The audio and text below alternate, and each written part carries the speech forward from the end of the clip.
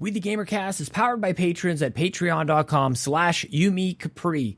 And from the bottom of my heart, I am so grateful to the nearly 70 patrons who support us each and every month, with a special thanks to our Capremium producers, Dallas Ford, Lee Navarro, the fearless leader of the Phoenix Overdrive Extra Life team, and Jonathan Brown, the man behind the music on the Xbox Drive and the Nintendo Drive. You can support Jonathan Brown at youtube.com/PM Entertainment. Our platinum producers, Robbie Bobby Miller and Trucker Sloth, and our gold members, Argo, Benji Kong, Brendan Myers, Dallas Robbins, Dano, Emily O'Kelly, Foolish Fuji, Heather Boney, James Johnson, Joel Brooks, Jose Jimenez, Mac Time, Marcus O'Neill, Mr. and Mrs. Nasty Boots, RJ Kern, Skinny Matt, and Xavier Reyes. If you'd like to support this show and all the Yumi Capri content, go to patreon.com/Yumi Capri and choose the tier that's right for you. Now, on with the show.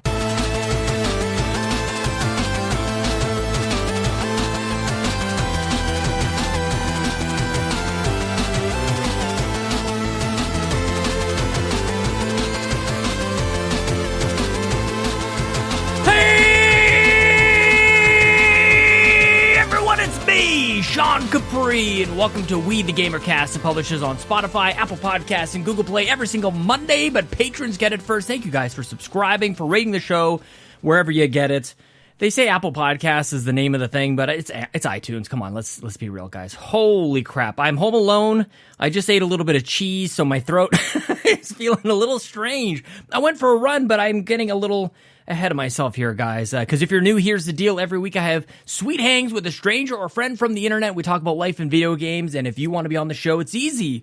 Just tweet at me at Sean Capri, Sean like Connery, Capri like the pants. The schedule's opening up a little bit. I think I've got August mostly taken care of, but how are you? It's good to have you guys here. I'm excited. My wife and kids are out of the house, so you got an excitable, hey there, a little bit of a, like, I don't know. It's not too much to... Maybe it is too much to say it's a little Sammy Hagar, just a little, like, really high pitch, just a, hey! How about that? That was actually pretty good. Okay, well, maybe we'll try that out for another day. We're going to have a bit of a quick intro here, guys. I want to get the show packaged, wrapped up, ready to go for you to listen to my conversation with Steve Vegvari. You guys, this is going to be a good one. We're going to talk about Activision and Blizzard. What else? That's sort of like a big thing that we kind of end up on. We talk about a whole bunch of stuff. This is an all-Canadian episode. But before we get to it, I want to remind you that if you think that video games bring people together and you want to support what we do right here, you can go to patreon.com/Yumi Capri. You power this community, you support independent content, and just for $1 a month, you get early access to all the shows in one nice, super convenient feed for you, and for $3 a month, you get exclusive content like the Pants Patreon podcast for Patrons Podcast. How's that? It's pretty good. We've got lots of stuff going on. By the way, have I told you guys before? YouTube.com/Yumi Capri. It's all there as well. Even the shows that don't have video, like this one, you can listen to this on YouTube now. YouTube.com/Yumi Capri. Send the sub over there. That'd be really good. It'd be nice to get to 500. Maybe give something away. We'll maybe talk about that in a little bit. But my guest this week is Steve Vegvari. You can go to Twitter at @SVegvari. And he's a games writer at Squad State, iPhone in Canada, Console Creature, and just now, Mobile Syrup. This is as Canadian as it gets. I love it. Also, a host on the podcast Canadian GeekCast. This sort of rounds out, I don't know if we mentioned this on the conversation or before or after the recording. Anyways, there was an episode of the Canadian GeekCast around the E3 time, and that led to a lot of the guests you guys have been hearing lately. Steve today, Josh a couple weeks ago, Leah. Is that it? Was it just 3? Wait, Josh. How many people are there? Josh, Steve, Leah. Is that it? I could have sworn there was a fourth person. I don't know. You guys would probably know exactly. I probably already mentioned the fourth person, but I can't remember right now because I just want to get you guys to the conversation. I'm feeling great. Someday I'll talk about what's happening on Twitch. Still taking a bit of a break. I don't know. Halo's coming back soon, though. We will be playing Halo very, very soon. Definitely before the end of August. We'll say that much. And you can pay attention to me on Twitter at Sean Capri, Sean like Connery, Capri like the pants, for more news on that. But let's get right into it with my good new friend, Canadian. He's a good man. He's a good boy. His name is Steve Vegvari.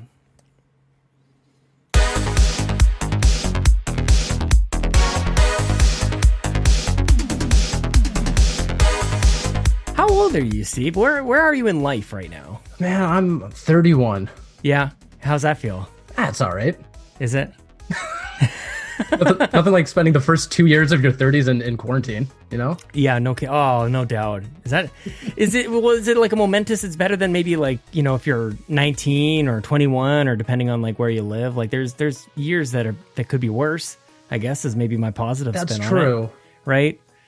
Yeah, and I appreciate that outlook. I definitely do. It was just funny because we had planned to go to Disney World and celebrate my 30th birthday. We had the tickets all lined up, flight all lined up, the hotel, everything, and we finalized everything in February, and then come March, everything shut down. Yeah. Oh, dude, that. So it's like, it was meant to be. I guess not, but like, had you been to Disney before? Like, was that like the first time or just a special trip? No.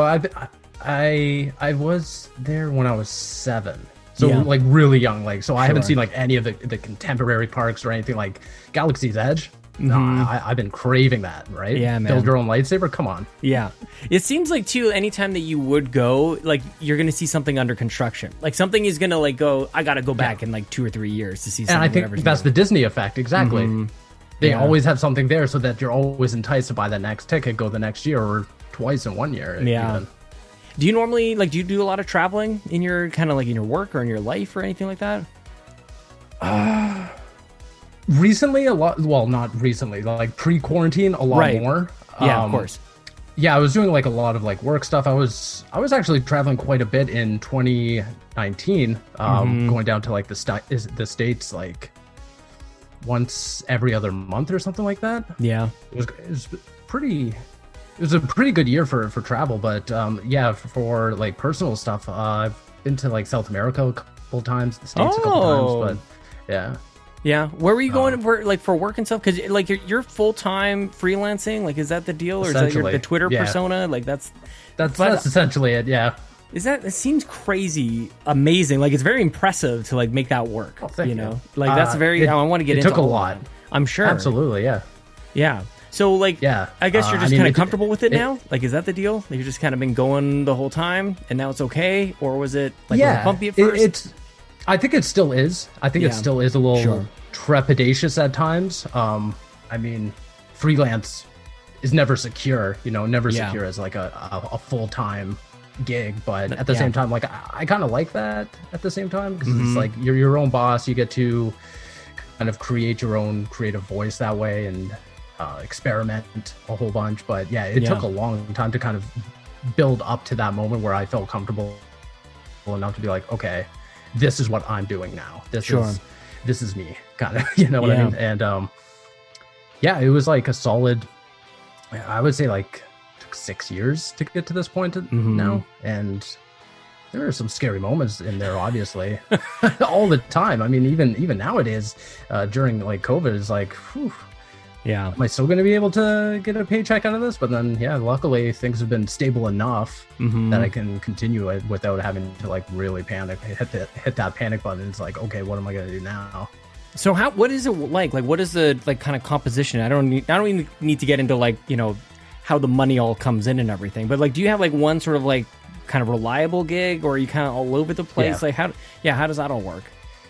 So I do like daily news for iPhone in Canada. That's basically like my most stable, like reliable contract that I have right now, which is funny enough, like outside of games primarily. Like I am technically their games reporter, but at the same time, like they, by the name, I'm sure you can guess, is primarily Apple related, Mac, iPhone, all that stuff. But I mean, I did all their console reviews last year. So Xbox Series X, Series S, PlayStation 5. I did all that for them, but they're my most stable contract. And then from there, you know, I still do Squad. I help out with Console Creatures. And then it's just basically a whole bunch of like pitch based stuff as well. Working with the Canadian Game Awards, doing hosting for them, doing like blog content for them as well. Yeah, it's just... Is that all like basically part of just like the Toronto scene? Like, how do you even go about like this? I'm sorry to say, like, I had never heard of iPhone in Canada before kind of like chatting with you and checking that out and stuff. Like, wouldn't even know where to go find some of these gigs. I think that maybe that's just part of the hustle on your end. just like going to find work. 100% is. Funny enough, I don't even remember applying to any position for iPhone in Canada. I'll be totally honest. Like, it must have been just like one of those things where I was sending out pitches or emails or something like that. And I got a response and they're like, hey, do you want to, here's the contract. Is this cool with you? I was like, cool. Yeah. Sounds good with me and all that. And we finalized everything, but I, for the life of me, cannot remember ever submitting anything to them. It's a nice little sign from the universe. Like everything's going to be okay. Yeah. Like it just sort of happens. And that's totally it. I mean, because I've had people come up to me and ask me like, how did you get into writing about games and stuff? Like, is it, and like, how do I do it and all that? And it's like, there is a certain aspect, and everyone says that there's a certain aspect of like skill, luck, and who you know. Yeah. And I honestly think luck is the largest aspect of that. Yeah. To get your foot in the door, like you have to have luck on your side through and through. Otherwise it's not going to work. And then on the flip side, like once you get into it, then it becomes the skill-based thing where it's like, okay, now you got to prove yourself, right? And then it becomes like, okay, well now you get to start making connections and stuff like that.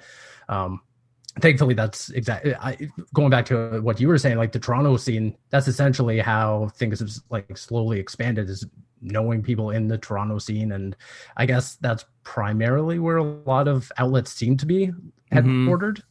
Yeah, you're kind of seeing like the same experience, anyways. You're kind of seeing like the same people at the same events, kind of over and over, right? Like it seems like there's like a core group of people covering games industry in Toronto, which makes me want to go there like way more, dude. Like I want to be there. I definitely want to. I want to make a point. You know, now that the world might be, I don't want to jinx it. I feel like I was going to say that the world might be opening up here, and God knows what's going to happen here. I've got my shots, and hopefully everybody's being safe out there. But you know, I hope so. Yeah, I want to. When I go out there, it's a great time.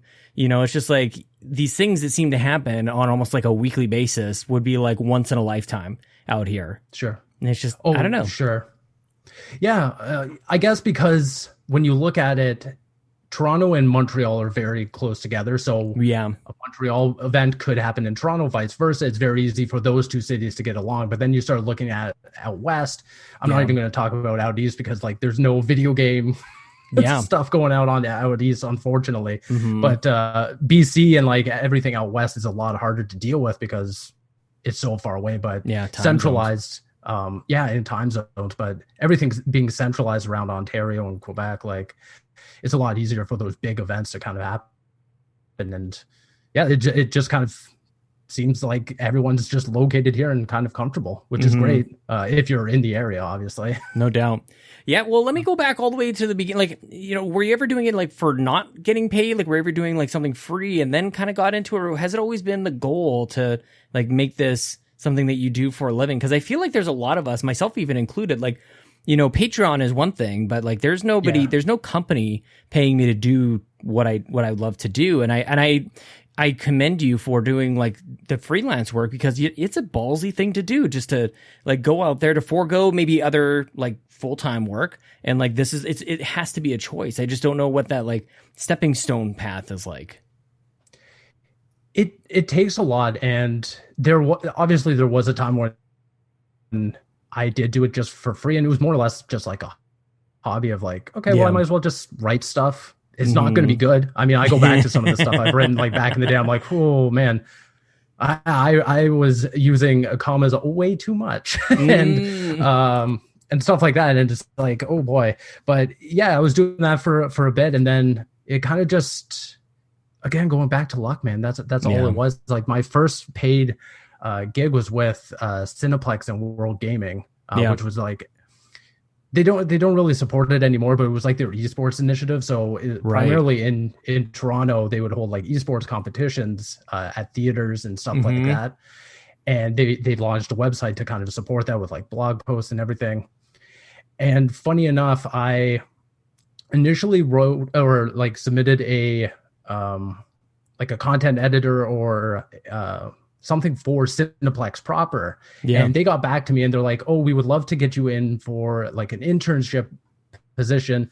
It would only be a 3-month contract. It would be like minimum wage pay and everything. And at the time I was working like a regular job and everything. I was like, well, there's no security in that. It would be less money. And there's deadline, like there's an exit at the end of 3 months. And I was like, I told the person at the phone, I was like, I would rather work for World Gaming. And there was like, I legit believe there was like a 2-minute pause. That's at least that's how it felt. And the person was like, okay. And then the conversation just kind of ended on the phone. And then 2 days later, they got back to me and they're like, we'll offer you this contract. Come on. You made your path. I was like, you're kidding me right now. That's it. And it's all luck. Like I took that step and I was like, there's no way it's going to happen. But in my head, I was like, well, I might as well just let her know that I would rather go do this job over at like their kind of like sister company or something that they're like a subsidiary and everything. And lo and behold, like it just kind of worked out. And that was like my first stepping stone into getting like paid work within the video game industry. And yeah, it was wild. But again, going back to that, it was all just luck. Like that's not luck. No. Okay, so this is, and people called me out for saying something very similar, and I'm going to do the same to you. Like you, sure. I want to, like, that's huge to be able to say, like, this offer isn't really like, blowing my hair back. How about something that does? And like, I don't think that a lot of people would have the courage to do that. I think like you either go like, okay, well, this isn't a right fit, and no harm, no foul, or you take it and you regret taking it. Like you really kind of like created a third path there. I feel like that's I don't know, that's not luck, man. That's like knowing what you want. Absolutely. And I will agree to a certain extent, but I also feel like that person on the other end of the phone could have been anyone else at the time and been like, we're just going to call it the next person and kind of move on. Right. So well, it's just that's like why I think it takes courage. I think that's why it takes courage, because you could look at that and go, well, maybe they're just looking for something simple here, and they've got, what they've got something carved out. But yeah, man, that's really amazing. I don't know. I think that's just part of your DNA, maybe, of like being a freelancer. Like that's just part of the gig, is you kind of have to be able to do that, I guess. Absolutely. Yeah. And for every, I guess for like every yes, you're going to face like 100 no's. I think that's like in any industry, really. Whatever you're like, whether it's you're asking for like a new position, a pay bump, anything like that, like there's always that chance that you're going to get that no, right? How have you sort of, like you mentioned, you use too many commas? Like, have you been refining your skills just like by practice? Is it just an hours type of thing, or like how do you continue to get better? I think it's all just practice. The more you do it, the better you're going to be. If you have like great editors, like I have in the past and currently do right now, you'll get a lot of feedback.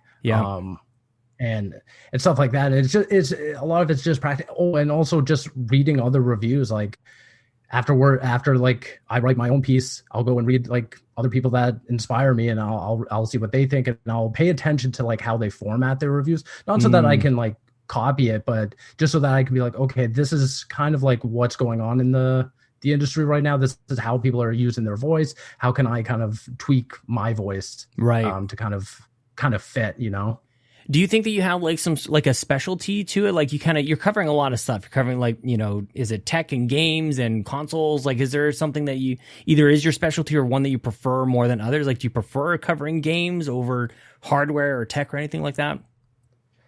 I like it both, because I don't want to ever feel like I'm burning out. Right. I don't want to ever feel like, okay, I'm doing a whole bunch of game reviews, which I've done in the past. Like I've been in a bubble where it's just game review after one after another. And at the end of it, I'm just burned out from playing games in general. So having that consistency in writing about the tech side gives me enough buffer to be like, okay, I can now focus on video games and actually have fun with it, because that's my biggest fear, being like freelance and having like all my eggs in this basket of tech and video games, and burning out on one and then feeling stuck. Have you come close to burning out in the past? Like, were you taking a break recently? I'm not sure if that was related, or I can't remember. I feel like you kind of stepped away from something. Maybe I'm misremembering though.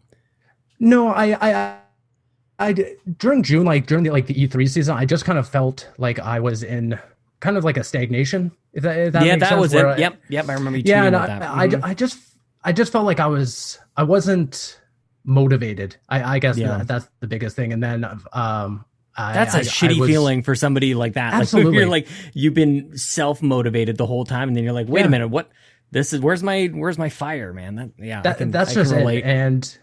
And I was lucky enough to get invited by Microsoft to go and do like a digital preview for Psychonauts 2, and I just fell in love with that game based on like the small sliver that I played. I was like, yeah, man, okay, this is what's got me like jazzed up again. I'm ready. And those have happened all the time. I mean, I'll stop playing video games for weeks and just say, okay, like there's nothing that really interests me. I don't want to ever force it, because again, going back to like the burnout thing, I don't want this to ever feel like it's more than a job. Like it's one of like it's I don't want video games to feel like everything that I've kind of ran away from in previous jobs of like, okay. Before video games, I was in the hospitality industry for 11 years and I wanted out. By the time like I hit that 11th year and started getting out, I wanted out, and I never want to feel that feeling again with video games. So is that kind of like your first thing right out of school, like right out of college kind of thing, or maybe even during college in hospitality? And do you mean like hotels or restaurants or what? Restaurants, yeah. Restaurants, I started when I was 15, first job. And nice. And worked through all the way through high school, during like college, and then after that too. Like I was still working in restaurants when I moved to Toronto. I was working for MLSE, like for the Maple Leafs, doing like catering and stuff like that for the company and all that. And by the end of it, I was just burned out. And finally, it was funny because someone I was working with kind of got me onto Kevin Smith's podcast and everything. I was like, wow, there's an entire side of like content creation dedicated to nerds like me. Yeah, man. I never really understood that. And that's what kind of inspired me to be like, okay, I'm out. Like I'm going to concentrate and go like double down on just doing what I love. Honestly. Games. Yeah. It's funny. Like I often think about, I don't know how we'd go about doing this, but I'd love to have some sort of like family tree of all the people who we know, like who were inspired by one of like 5 people. It's like the Kevin Smiths of the world, the podcast Beyonds, like those types of like, there's maybe like 5 groups are even kind of funny now too. Like, yeah, like sure. Where did it all start? And there's so many, Kevin Smith, I heard him say the same thing at New York Comic Con, probably 2012 or something like that, as everybody else kind of quotes. And also Victor Lucas when he was doing Fixed Basement with Scott C. Jones back in the day.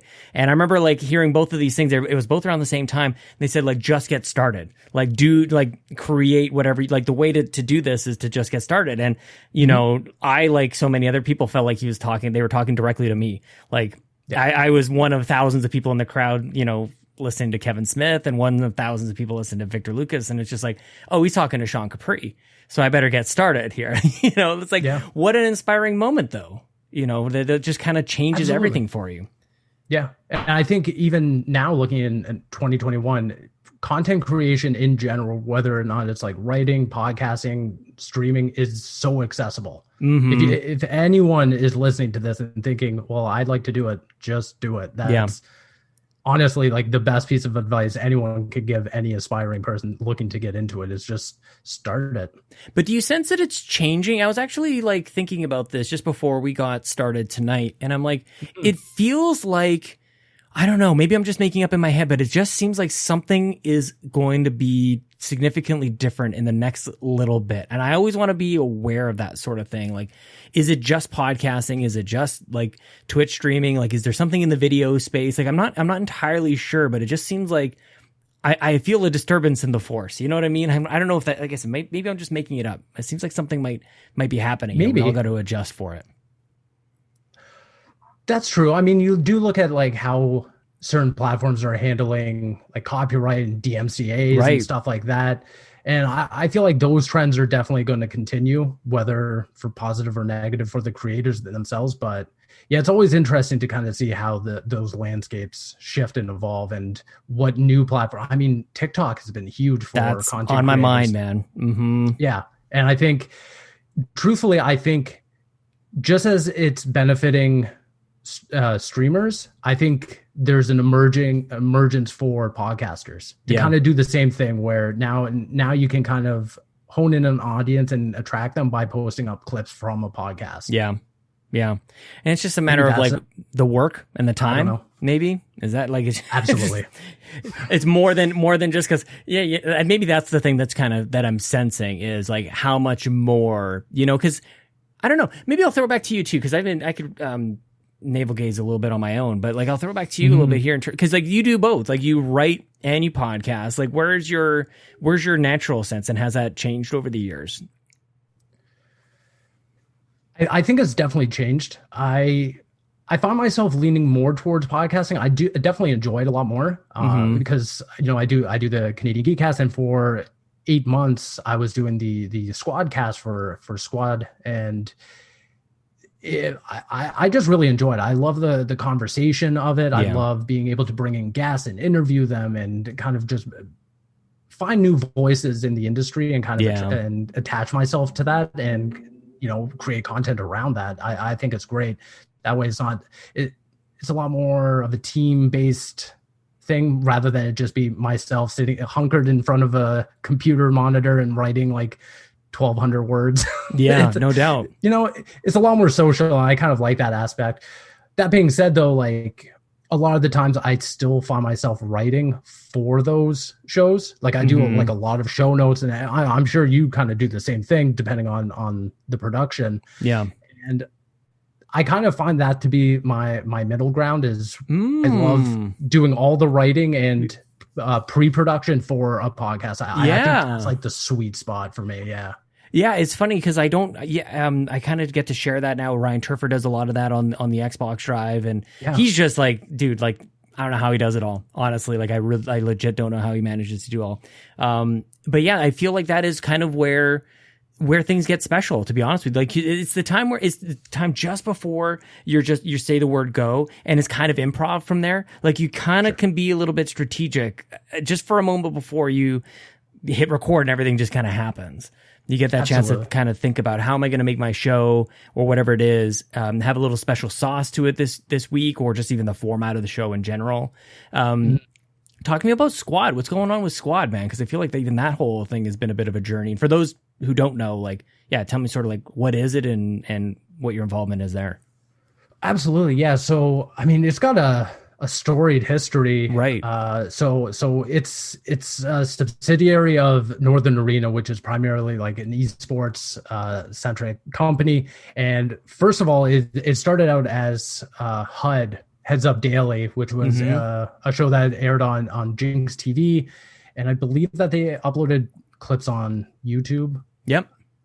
Yeah, I'm pretty sure. And they ended up doing like a rebranding, switched over to Squad, and it was around that time, I think, after the first kind of season that they launched the website, which is when I kind of got brought on, and ever since then I've kind of been just doing like previews, reviews, and interviews, stuff like that. They do a lot of guides and a lot of like evergreen stuff, and at one point they had the Squadcast, but which I started off as a guest for that show, and then eventually got brought on as like a stagnant third seat for the show alongside Camille Salazar Hadaway, and then Caboose as well. And unfortunately we had to put it on ice for a while, only because COVID affected funding and stuff like that. And we're hopeful that, once things continue like into the new season and all that, we'll be able to kind of return to the show. But for now, it's kind of unfortunately been put on a hiatus. But going back to like what you were saying about, that moment before hitting record and going on, it was so much fun to just be like, okay, how are we going to approach this show? How are we going to make it the most meaningful and most entertaining for the audience this week? And I always love like bouncing ideas off that team and just creating like a really just fun and informative, well, in my opinion, informative show for the audience. It was a blast. And just help fuel that feeling of, man, I love podcasting. I love that. Is there like anything that changes? Because Canadian GeekCast is like, it's sort of like, that's the passion project thing. That's sort of like the, like the I don't know how else to say, like it's the unpaid sort of gig. Everything else is sort of like, exactly. It's got funding from somewhere else. Is there a difference, do you think, in your mind? Is it like, you know, like when you go up to the big leagues, like does it feel different? Is there a different expectation? Is it just in the production? Like what changes when you go from hobby podcaster to, like, I guess professional podcaster? I guess Canadian GeekCast has primarily been my foundation to, one, experiment, and two, just get used to it. When we first started, there were 5 of us doing it. I wasn't even the host of the show at the time. I was just one of the panel members. I didn't even do any of the editing for the show. Like, none of it. And then just because 2 of the members had to just walk off and just kind of pursue their own journeys, and everything work related stuff got in the way. Sure. I kind of just took off the mantle of hosting, editing, all that. Luckily, I don't have to really deal with the pre-production side of it, which like putting it up like when we're live streaming and all that. But yeah, it was just kind of getting my feet wet in terms of like actually doing a podcast for more than like 5 weeks, give up, and then do something else. You know, this was my chance to actually, like, what are you talking about? That never happens. No, we've never been there, Rich. No, never at all. It's so, man, there's probably at least a couple people going like, yeah, we've been there. Like, but you know, it's never anything like, I don't know if it's ever anything horrendous or, you know, nothing that damages you too bad. It's just mostly just a bit of a laugh anyways. In the end, some things just don't work out, man. It's just whatever. Exactly. And I think that's part of, like, just maybe that's just part of getting a little bit, what's the word? Like we just working through the perseverance of it all. Like we get a little thicker through trouble sometimes like that. And then you makes you appreciate the things that you actually do land on that have kind of persisted over the years. Yeah. Like how many years did you say for Canadian GeekCast? Oh boy. I think we're on our 3rd year. Yeah, I mean, like, that's not by accident. Episodes. That's not an accident, man. That's awesome. No. Yeah. No. Me, Dennis, and Josh, we have a good thing going. It took a while to build rapport and get used to each other's quirks and stuff like that, and be able to bounce off each other. And I think that just goes for anyone that's starting off in a podcast with people that you don't see every day. I mean, me and Dennis are the closest together. Like, I'm in Toronto, he's in Durham, and then Josh is all the way in Ottawa. Like, we've never been in a room together before. I was going to ask you about that. And do you think, like, is there an opportunity for that to happen, like, anytime soon? And especially after the last year that we've had, like, is that something that you strive for more? So. Yeah. I definitely, I 100% do. I said at the end of this pandemic, we're sitting down in a room and doing like a show in a room together, because I would love to do that. I mean, I don't know, like, you're kind of in a similar situation with Ryan with all the shows you do. And I mean, do you ever find it hard at times to kind of, do you ever feel off just by, like, even just having that distance between you? Like, do you ever feel like even the timing of a joke or something could be off because of that? It probably is. And I guess this is just, you know, Ryan and I have been doing probably, I think, 100 episodes coming up together on the Xbox Drive and everything else.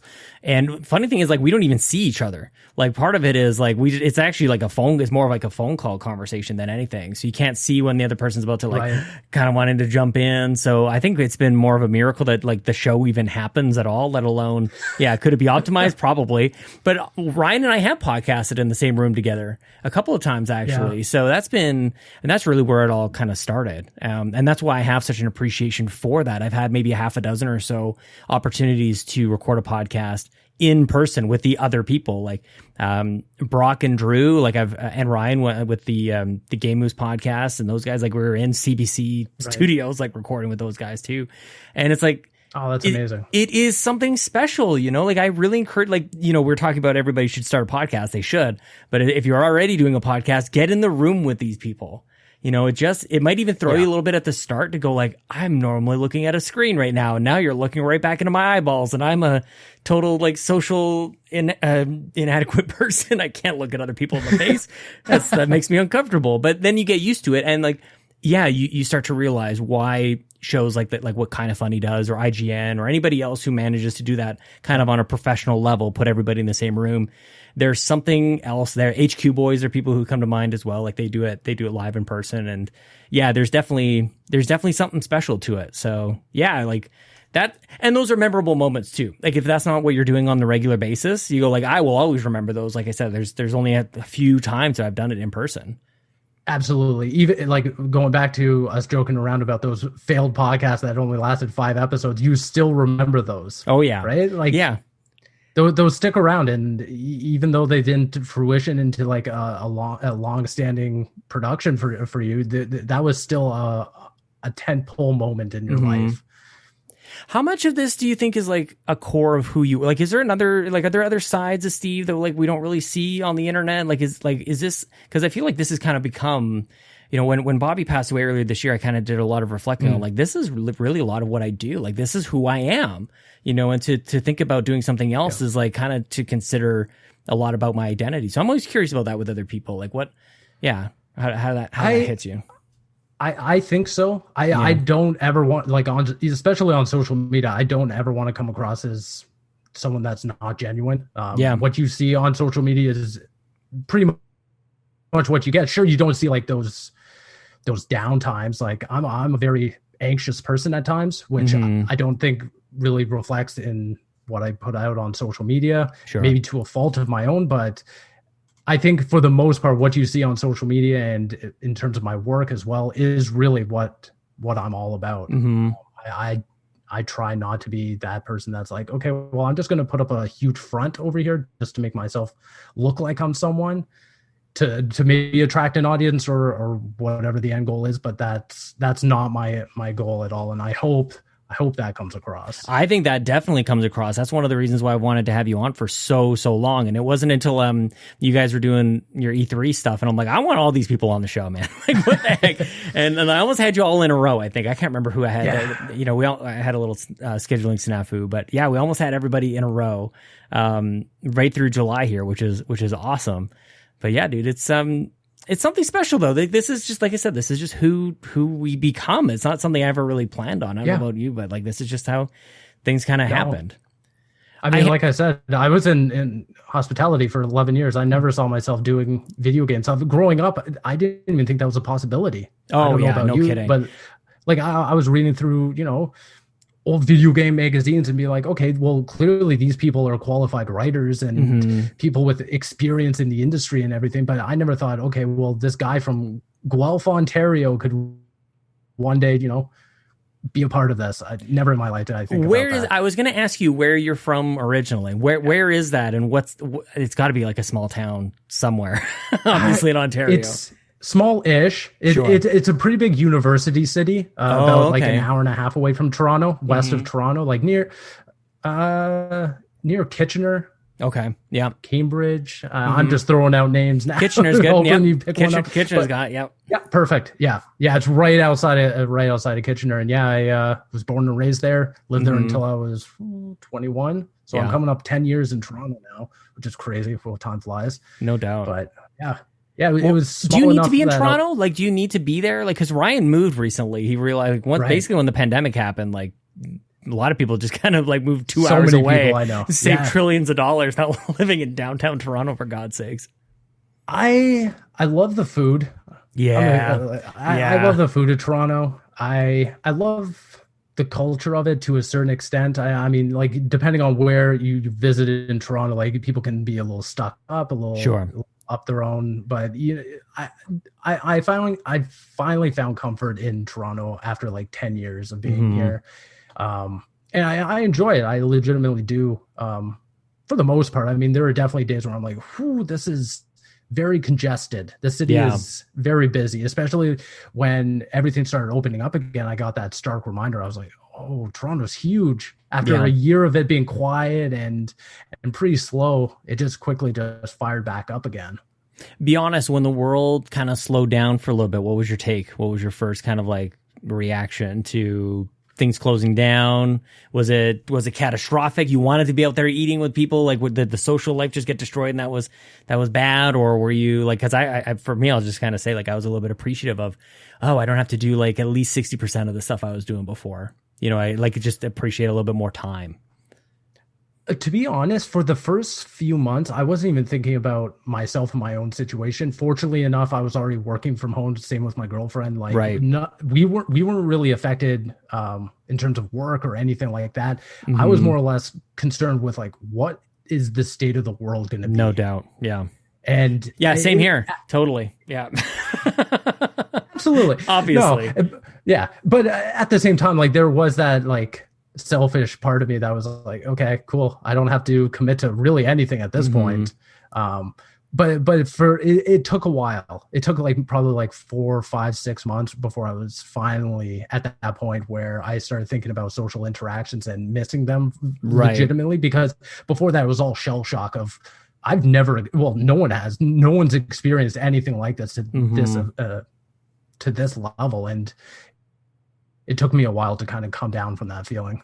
And also, we didn't know how long we were going to be in. I think that's the biggest thing. Like, there was, we were into June, and people were like, okay, we'll be back in the office in September. And it sounds like that's a long ways away. And it's like, we had no idea, like, what we were really talking about. And I remember, I've told this story a couple times before, but I was supposed to go to Atlanta, like, the week that everything, like, broke out. Like, it was, I was checked into my flight, supposed to go to Atlanta, and schools closed down in Alberta, and then everything just stopped. And I remember asking my mother-in-law, who's a nurse, I'm like, have you heard about this coronavirus thing? Like, it's kind of like, because if you're into gaming, like, you'd heard about it, actually. Sony was like canceling appearances, and you know, all the opinions that were kind of happening at that point, and it was confirmed with my mother-in-law, was like, it's not a big deal. Like, you know, clean your chair before you sit in it or whatever. And that's it. Like, we weren't even thinking about masks or anything like that.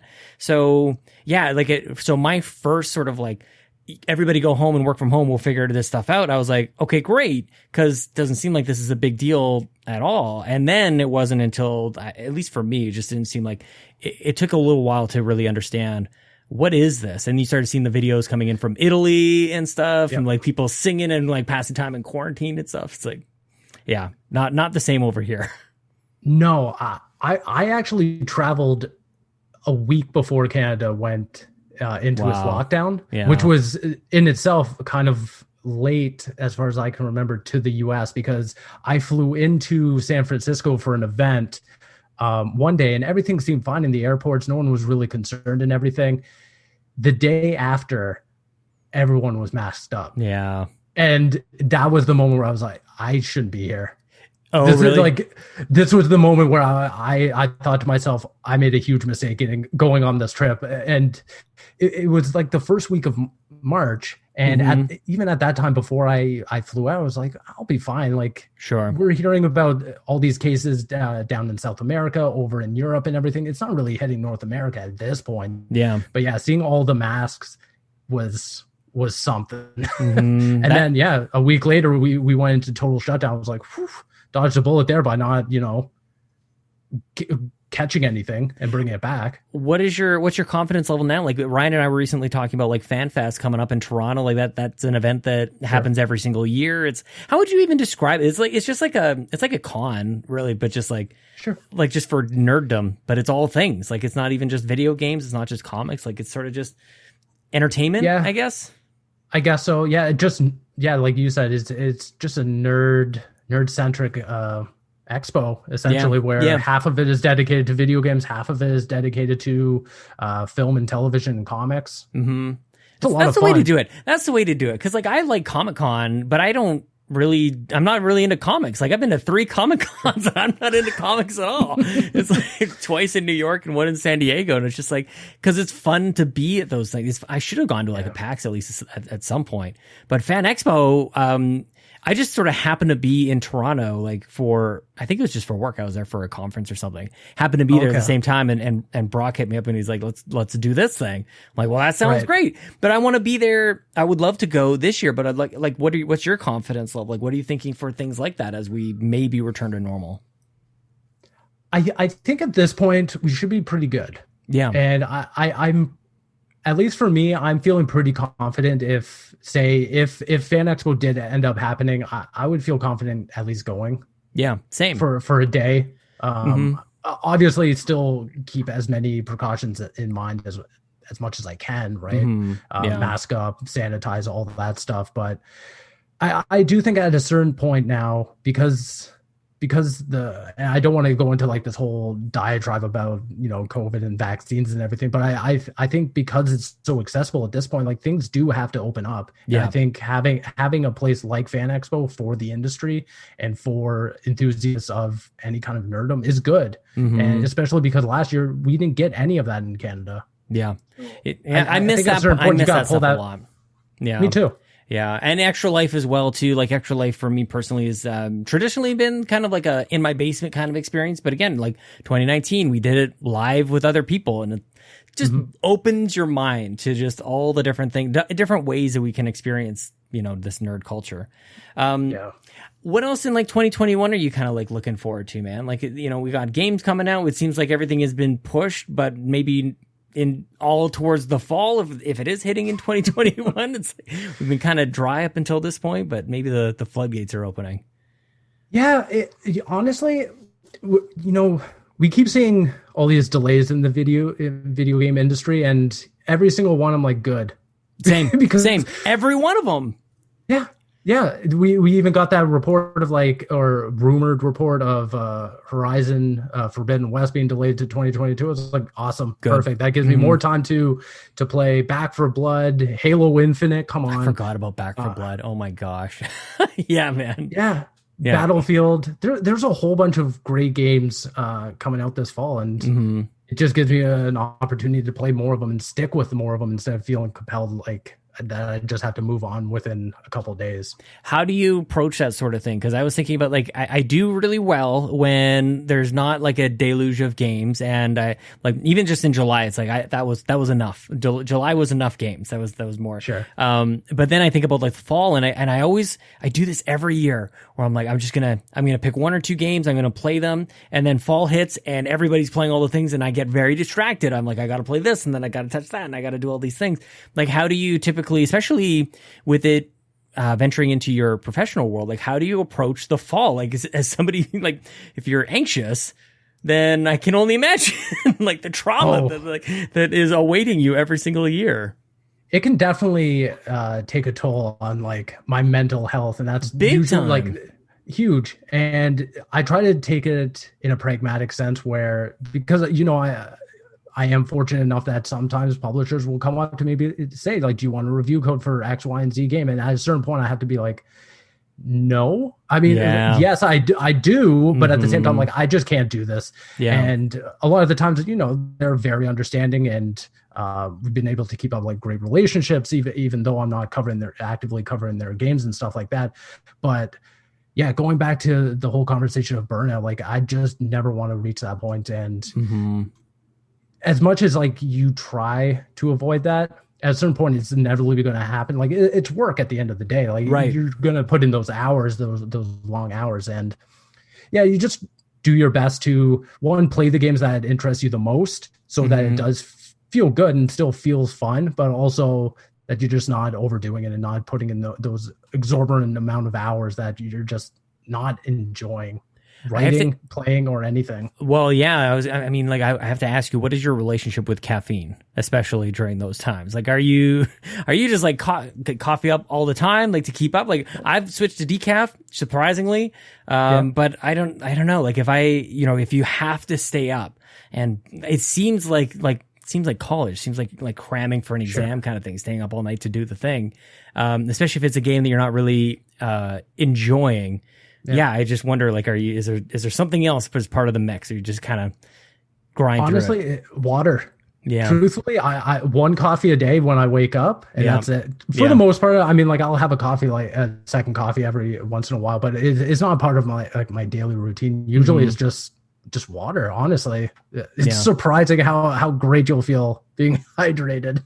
Isn't that the truth? And it's funny too, because it just seems like coffee culture is definitely a thing, and I found myself like really into it, and it almost started as a joke where I'm like, I just love drinking coffee all the time. It's like, this might be a problem actually for me. I think I might be having too much coffee right now. Yeah. when you're sitting there at like 3 p.m, like shaking, but it never really just from was, like buzzing. Honestly, for me, it was like mood definitely was impacted by probably the crash that happened. Yeah. Like I never really, and maybe it's just because I was drinking so much. I never got that, like that shaking, like that Futurama, just like on cup 47. I don't know that I ever really got there, but I definitely found that my mood was getting impacted. Probably because I wasn't sleeping nearly enough, because I could count on caffeine to get me through. You know, but sure. I don't need to. I'll stay up until 2 a.m. and wake up at 6, and that's totally fine because I'll just slam a couple coffees throughout the day and just never really like at a certain point that's going to impact something. And for me, it was my mood big time, and then family life too. Like it's just like, who wants to be around this person? That's not a good time at all. So when you're cranky, cranky is the word. Yeah, definitely cranky is is a cranky, grumpy. Yeah, sort of mixed between the two.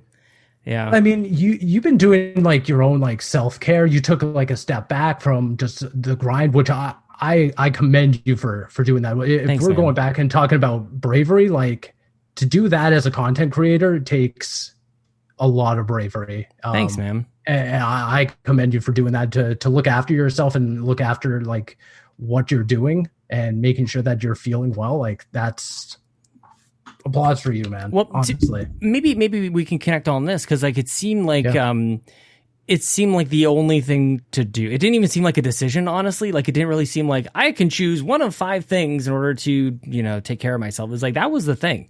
It was just so blatantly obvious to me that there's just only so many hours in the day. And if I'm trying to do this thing to feel better or feel better about myself or anything, whatever, a lot of things that are attached to it, I think. And it's like, well, I can't be sitting for this long.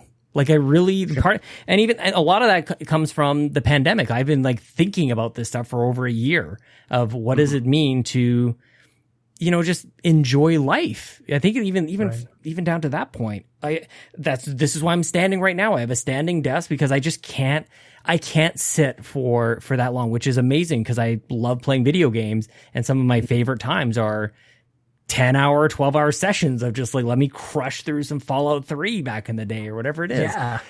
And still, it's kind of just anti to what I am, I feel. And that has been sort of like a realization definitely over the last month. And as this month is kind of coming to a close a little bit, I'm not sure. I don't know where to go from here. You know, this is why I love talking to people like you and just everybody on this show. It's just like, how's everybody doing it? You know, and what is important to people as the years tick on. You're now in your 30s here, so and I'm coming up closer to 40 myself, and it's life is, you know, and as people pass away and you realize just how fragile life is and how every day is a gift. It's like, how do we make the most of all this stuff? So I don't know. It's an interesting journey to go on, I think. Anyway. Absolutely. And I think I've gone through something similar as well, when, you know, hitting 30, being in quarantine, all that stuff is like, okay, maybe this is the opportunity to kind of take that plunge and actually take care of yourself, whether it's, you know, just being more aware of what you're putting in your body or working out, doing anything like that, like just being active at home. You're talking about even the difference of a standing desk. That's got to be huge just on your body and in result on your mental health as well.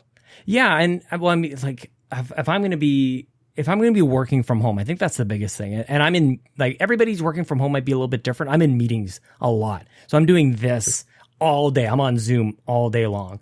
And so even just like going from sitting to standing is enough of a change of scenery for me, because that's all I can really look forward to. That's really the best I can make it. So that seems to be enough for me, though. I don't know. Yep. But you're working from home a lot too. Like, what is that sort of, how have you, I mean, the pandemic didn't change that really. Like do you ever feel cooped up or anything? Like, do you have to get out for walks? Like, what do you do to shake things up, or do you even need to? Not that much. Thankfully, I guess I'm just kind of that person that's okay. Yeah. At least sitting in at a desk and being there for a decent amount of time. I literally can't. It's funny because everyone's like, why don't you play video games on PC, Steve? I'm like, because I work here. Right. As soon as the workday is over, I'm out. Totally. Like I'm not doing anything here in terms of like, leisure.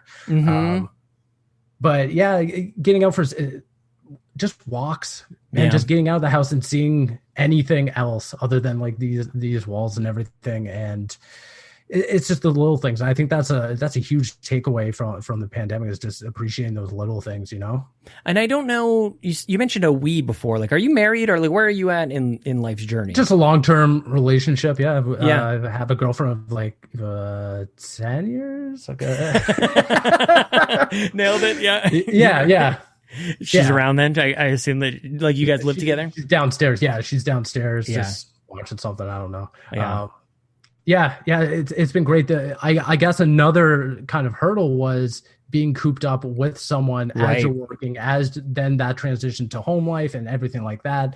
I mean, it's worked out really well, but there is that adjustment period of, okay, I'm at the desk now. I'm going to be doing a meeting or a video call or anything, or even a podcast. You can't necessarily be right next to me or stuff like that, or vice versa. If she's in a meeting, I can't be reviewing a game and having my sound cranked up to like 21, you know. It's just that the accommodation is a huge thing.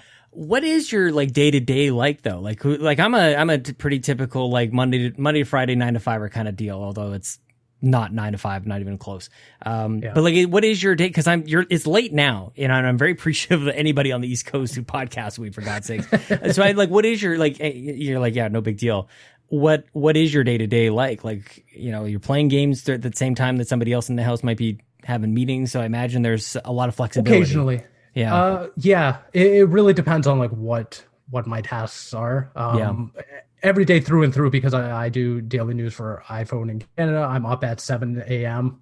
Good for Monday you. through Friday. Holy snap! Okay, every day, like right from the get go. I'm in front of my computer starting to write, and then it's a lot of emails, a lot of just catching up on stuff like that, and then depending on if I have a preview or review or anything like that, that's kind of takes place in like the later afternoon into the evening, and then around dinner time, and after that, that's just when I clock out. Like, that's no bueno for me. Like, there's no more work going on. And same with Saturdays, Sundays. Like, that's my off time. Like, I'll play a game if it's leading up to a review during the weekend, but I'm not putting pen to paper. Yeah, at that point, you know. Where does the discipline sort of come from? And maybe it's just like you working. It seems like you've been working a long time. And you and I think had very similar. I worked in hospitality and a variety of restaurants, and working hours I shouldn't have been working at 14, 15 years old, like those types of things. Absolutely crazy. But like, where does the work ethic come from? Do you relate it to that? Like just getting to work pretty early in your life? Yeah. I 100%. I put a lot of my work ethic back into hospitality and my old chefs, and just put, you know, the expectation of putting in the work until it's done, and then you can kind of clock out. No doubt. Yeah, you can't leave, man. Everybody should. And which end of the restaurants were you in? Were you in you mentioned chefs? Is that like you were in the kitchen kind of working? Yeah. Oh, yeah.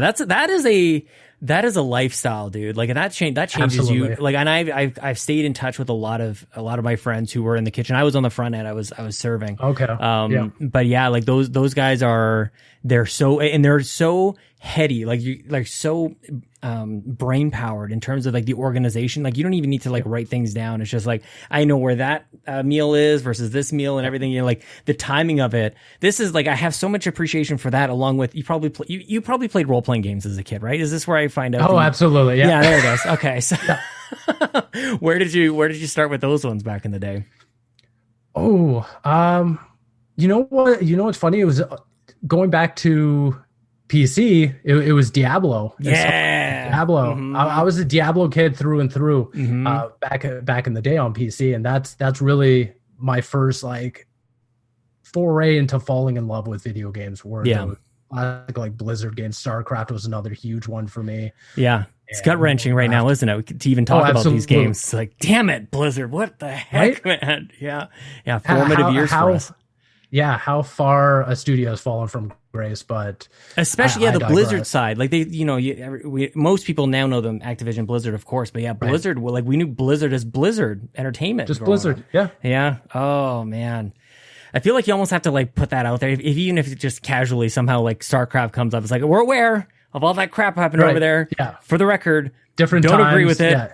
Don't think that that's okay. I haven't, we actually, Ryan and I haven't talked about it on the Xbox Drive. We didn't even like talk about that we weren't going to talk about it, but we didn't. And it's like, it's sort of my stance on a lot of these things that sort of happen. And sadly, they've been happening more and more. It's like, I hope that it comes across and that hopefully the audience or the listeners or my friends really don't need to hear me say that I totally think that these things are abhorrent, that I disagree wholly with sexism, racism, any of that. Like, I wish to God that the content that I produce like says, and that the conversations I have say that without me having to specifically say, just for the record, I think racism is bad. I think sexism is bad. I think, all those things. I don't know. That's sort of, so now that it kind of came up, I'm like, maybe I'll just address this here, but that's just sort of how I stand on that. Of course. And yeah, it really does suck that you kind of feel like you have to put that stamp on it, even though I think it's like, of course. Exactly. If you're a good, decent human being, that's just like, that comes secondary. And all that. But let me ask you this, because now that we're kind of on the topic and this is your first opportunity to kind of talk about it, where do you come down on, people now saying, well, I'm going to boycott all Activision games or Blizzard games? Like, for instance, like Diablo 2 remake, is that something that's even on your radar at this point? Or do you need to see meaningful change come from that studio before you're even like, before you're even going to touch the game? This is really hard. And so the easy answer is boycott, of course. Right. Like how else are we supposed to show that we disagree with this sort of thing? So I think that, and I'm not going to argue with anybody who chooses that they want to boycott it. Go ahead. I think that totally makes sense. I think it's very complicated, and I haven't really made up my mind yet. When I appreciate these conversations, as I've talked about a lot with really anybody, but especially like Donnie Reese on Sweet Hangs and stuff, where I go, I just want to explore it a little bit, because my first reaction is that if I'm going to draw a line here, then I really have to, I'm a type of person, I want to be consistent. And so I think that there's problems everywhere. So then I have to have a real conversation about like video games in general. Like, am I gonna support this studio or that studio, or like, what do I do with Ubisoft and everything that happened over there? And I'm not sure if they've completely resolved everything there. How long am I going to be holding this up, and what other studios, like, what information do we not know about? I also link it to, like movie stars and music artists. Like, what do you still listen to Michael Jackson? Should you still listen to Michael Jackson? Like, I don't know what the right answer is. And it's that's troubling to me, because I do feel like people are looking for a hard and fast, like, you should not be buying this. You should not be talking about it. You should not be blah, blah, blah, or else you are what all those other people are. And I get where that sentiment is coming from, but I'm not 100% there. And so I don't know. I'm going to be thinking about this a lot. And, I do think that it's going to get worse before it gets better, sadly enough, like, as some of these stories come out. Like, I don't know. How does that hit you? And what have you been thinking about with all this? I think I'm right there with you. I think it's such a complicated matter, and it's so multi-layered that I don't think that there's a right answer to it at all. Because, going back to what you were saying, I think that you should be able to actively voice your opinion that you can remove the artist from the art. Right. Especially in video games. Like, it's saying that whether or not you're going to listen to Michael Jackson's song, I think is a little easier to digest, because Billie Jean is produced by Michael Jackson. That is a Michael Jackson product, whereas Diablo 2 is made by hundreds of people. And I would love to believe that out of those hundreds of people, at least 90 of them are good people. Well, that's what that's about the project. It's really complicated. So what if it's like a band? So what if like Metallica like puts out something, and like the guy who mixes it all together, like, he's a pedophile? Sure. Yeah. Like, I don't know. Like, I'm not saying that I don't know why that came up as an example in my head, but like, even like TSN here or ESPN in the States, like, there's got to be stories about, stuff that happens behind the scenes. Like, what about NBC? Like, there are so many of these stories, and it's like, it sucks, because what do? Do you just not watch or consume anything? Because the sad reality that I am struck with here is that it seems to be everywhere. So if I'm boycotting Activision Blizzard, then I probably should just like shut it all down. Sure. You know, like just to be consistent, just to be, you know, and not just to be following. Seems like this is what the internet kind of wants. Exactly. And I think you really do. Everyone has to make their own judgment call. A great parallel, and maybe you can agree with us or disagree, and you can let me know, but a parallel that just popped into my mind is, well, what about any movie that came from Miramax? Right. So totally. Can you watch Clerks? Right. With Harvey Weinstein being anything part of that? Quentin Tarantino, dude. Exactly. Does that change? I feel like I can enjoy Clerks without really worrying about what Harvey Weinstein was doing in his it's tough. It's that's what I mean. It is. That's what that's a great analogy. Yeah. Like if you're shutting down, and that's why, like, I just want people to just hit the pause. I know we get very heated and it's a very serious topic, but it's like, we just need to think about this, because we're saying some very harsh things. We're making some very, not harsh, but very rash decisions. And I don't want to get myself in a situation where I can't be consistent with whatever it is that that I land on.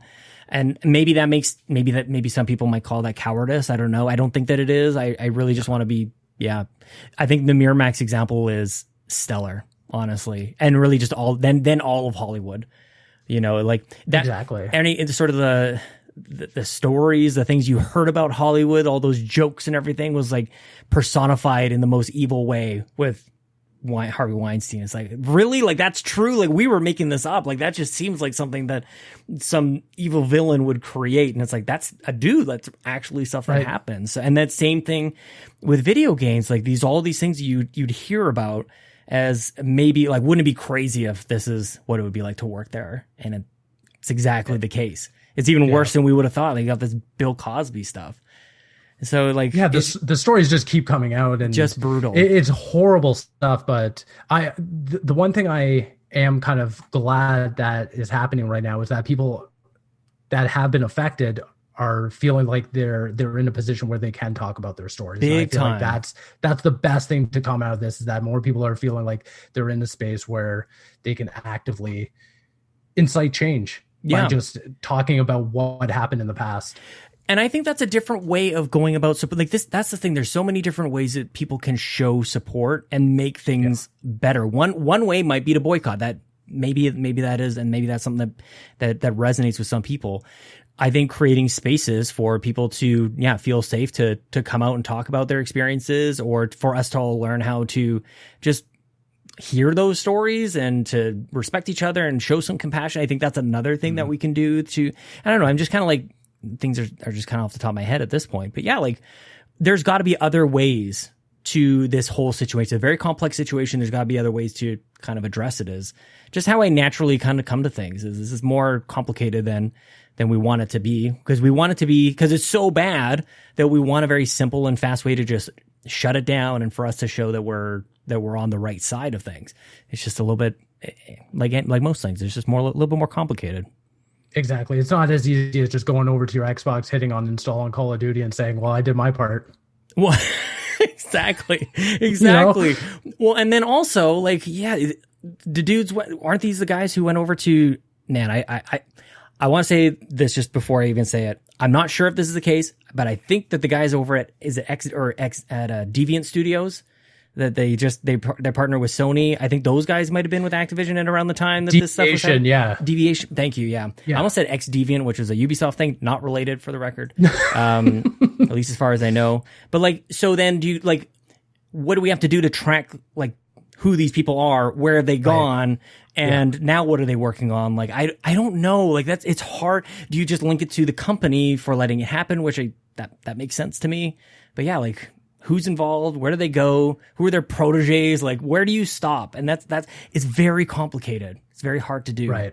Absolutely. Yeah. Cause I've seen that picture, like that picture's been floating around everywhere. And I think another one of them has gone on to like in exile. So now it's like, okay, so now do you look at Microsoft and you're like, hey, Phil Spencer, what are you going to do about this guy? Okay. I'm not playing the Microsoft.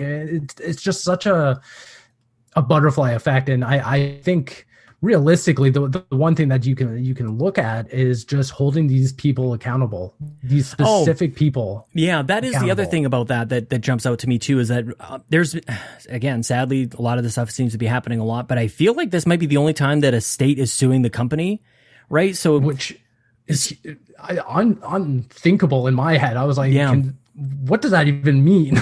Apparently, there was a great chat about it on the Iron Lawyers podcast, and there are much more. They had a guest on who's a lawyer and spoke a little bit to like how California is a little bit different in that way. But the reason I bring it up, because I can't speak to really any of that, but the reason I bring it up is because maybe that's we'll see what happens with that. And if there are repercussions that come, and hopefully there are, like, people will be rightfully, pay the price for whatever it is. If they're indeed convicted of the stuff, it's like, is that enough? Is that them paying the price? So they also need a boycott on top. Like, I don't know, but it does gives me this sense that maybe there's something else at play here that's more than like an HR person saying, we'll look into it. It's like, well, right. There's a different investigation here. Like, it's very, that makes me feel a little better for some reason, of just like, maybe that's just what should always happen, is people could actually be charged and then an actual investigation happens. And I don't know, that seems to be more right to me, but I don't know. Yeah, it seems right. People being held accountable. I would hope that, I know, call me crazy, what comes out of this. Right. and probably what the core of that is, and this is something that I think just kind of always is at my core, is I don't love the mob mentality pretty much with anything. As wrong as I obviously agree that, or I say that this is, I don't love pitchforks and torches and everything. Let's all get together and just like storm the castle kind of thing. I actually prefer to see like a bit of a legal process to this and everything kind of come out. The sad thing is, I think probably there'll be some sort of settlement and nothing really gets solved. So that kind of sucks. And so I understand why people are frustrated. And this manifests in a lot of different ways, whether it's politics or gaming industry or whatever. People get frustrated because the outcome they want to have happen isn't, and they feel they've got to take action themselves. And I can't argue with that. I can't, You can totally understand why people would be mad about that and continuously jaded. Yeah. Yeah.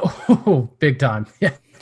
Yeah. Well, anyways, man, nice heavy chat. Absolutely. To kind of close things up, man. Dude, I want to have you back on though, because I feel like, and now it seems like our internet is maybe like catching up with us a little bit here right at the end, which is kind of nice.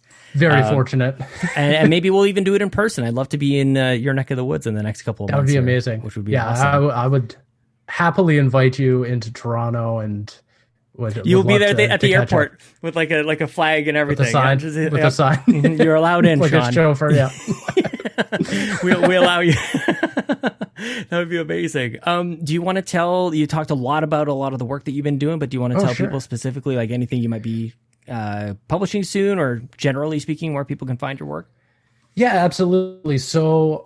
You can find me mostly on Twitter at @Vegvari. That's basically where you'll find a lot of my work. But if you're looking for specifics, iPhone in Canada, Squad, and Console Creatures, I also do the Canadian GeekCast every week with some really cool dudes, which, Sean, we got to bring you on there. I'd love to have you on the panel. I'd love to be on. Great. Yeah. And just keep up with me on social media. That's basically where you can find me. And I'll have a review up for The Ascent, which I've been playing quite a bit of on Xbox. Got some thoughts, but you can read all about that very soon. Very nice, man. I've got to jump on. I'm going to finish up, I think, Skyward Sword, maybe even tonight, and then get back onto a couple things I've been on the back burner on Xbox land. Nice. But yeah, dude, actually finishing games these days. Hey, look at us. Hey, look at us go playing games. Playing games. We actually. It's been a ride, but we're doing it, man. Yeah. Well, thanks for carving out time this late evening, man. I really appreciate it. No, thank you for having me. This was an absolute blast and long overdue in my opinion. Been looking forward to chatting with you, getting some content going with you. So this has been an absolute blast. Thank you so much.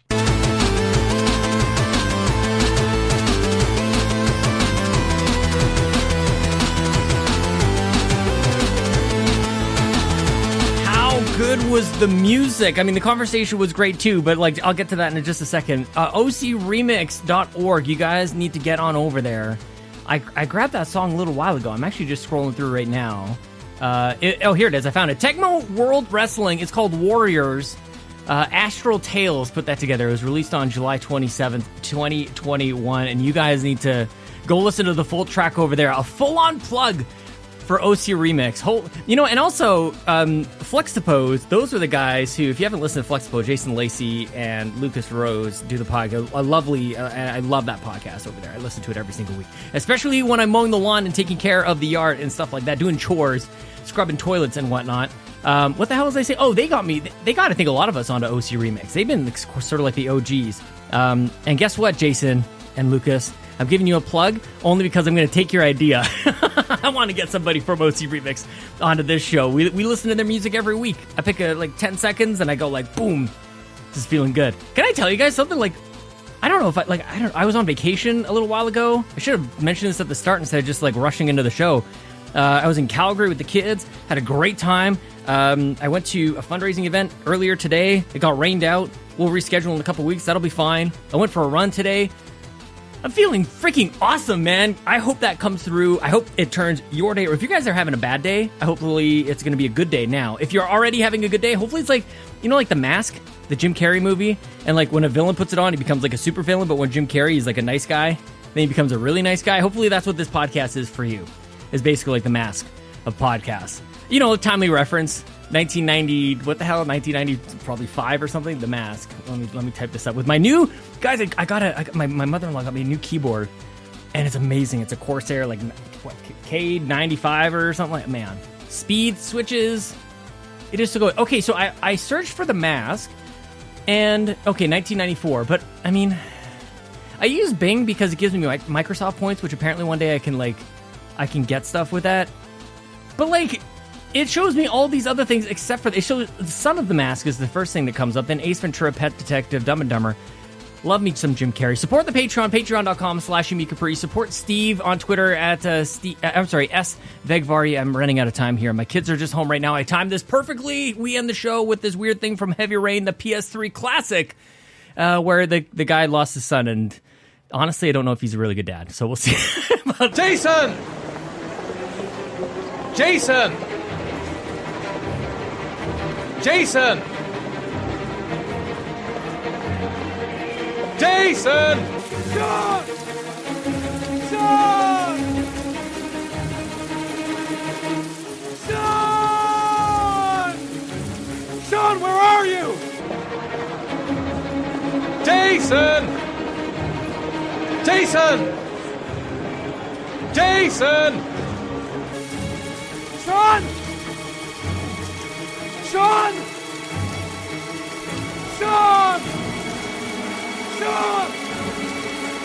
Sean! Jason!